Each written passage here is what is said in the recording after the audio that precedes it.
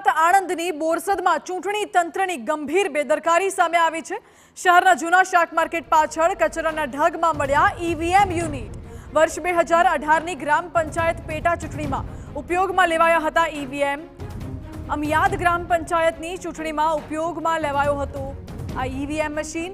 ઈવીએમના 2 ballot unit કચરામાંથી મળી આવતા ઉઠ્યા અનેક સવાલો। ઈવીએમના યુનિટ આ કચરાના ઢગલામાં ક્યાંથી આવ્યા? કોણ ફેંકી ગયું છે ઈવીએમના યુનિટ અહીંયા?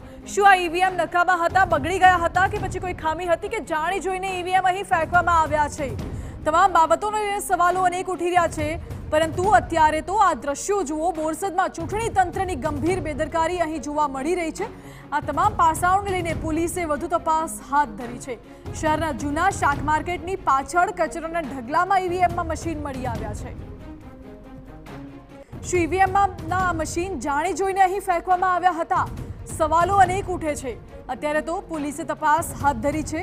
આ મશીન અહીં કોણ ફેંકી ગયું, શું કામ ફેંકી ગયું, તમામ દિશામાં પોલીસે આગળની તપાસ હાથ ધરી છે। ઈવીએમના 2 બેલેટ યુનિટ અહીં મળી આવ્યા છે। આ દ્રશ્યો જુઓ।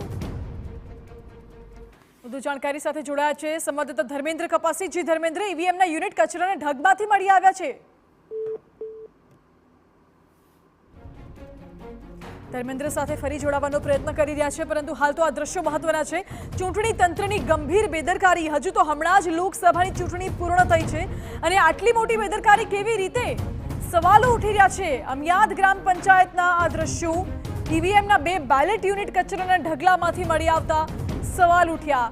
આ યુનિટ શું કોઈ ફેંકી ગયું છે? શું કોઈ ષડયંત્રના ભાગરૂપે યુનિટને અહીં ફેંકવામાં આવ્યા છે કે પછી આ કચરાના ઢગલામાં યુનિટ અહીં આવી ગયા છે? કોઈએ જાણી જોઈને ફેંક્યા છે કે પછી અજાણતા યુનિટ કચરામાં જતા રહ્યા હતા? આ તમામ બાબતોને લઈને સવાલો ઉઠી રહ્યા છે। હજુ તો હમણાં જ લોકસભાની ચૂંટણી પૂર્ણ થઈ છે અને ઈવીએમના યુનિટ ગ્રામ પંચાયતની પેટા ચૂંટણીમાં ઉપયોગમાં લેવાયા હતા આ ઈવીએમના યુનિટ, તેવી જાણકારી છે। વધુ જાણકારી આપી રહ્યા છે સંવાદદાતા ધર્મેન્દ્ર કપાસી। જી ધર્મેન્દ્ર, કચરાના ઢગલામાંથી ઈવીએમના યુનિટ મળી આવ્યા છે, શું છે પૂરી વિગતો?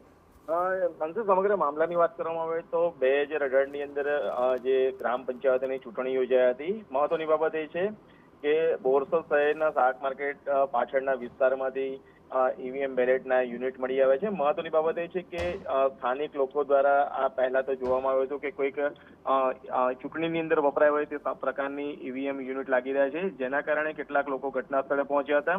મહત્વની બાબત એ છે કે અમિયાદ ગ્રામ પંચાયતની ચૂંટણીમાં આ ઈવીએમનો ઉપયોગ થયો હતો, કારણ કે ઈવીએમની અંદર જે વ્યક્તિઓના નામ ઉમેદવાર તરીકે દર્શાવવામાં આવે છે તેની ચકાસણી કરવામાં આવતા તે અમિયાદ ગ્રામ પંચાયતની ચૂંટણીના ઉમેદવારો હતા। મહત્વની બાબત એ છે કે ઈવીએમના 2 યુનિટ કચરાના ઢગલામાંથી મળ્યા છે, જોકે સમગ્ર મામલે તંત્ર અજાણ છે। મહત્વની બાબત એ છે કે તંત્ર દ્વારા હવે કયા પ્રકારની કાર્યવાહી કરવામાં આવશે અને સૌથી મહત્વનું, કોના દ્વારા ઈવીએમ ફેંકી દેવામાં આવ્યા?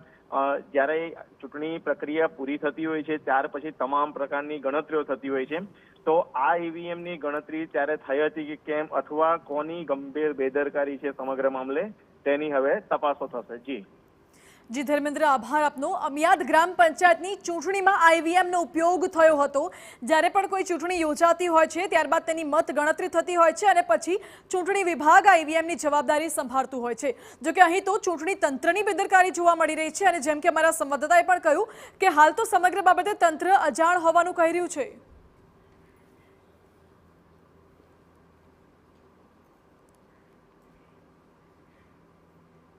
રાજકોટ મનપાના તત્કાલ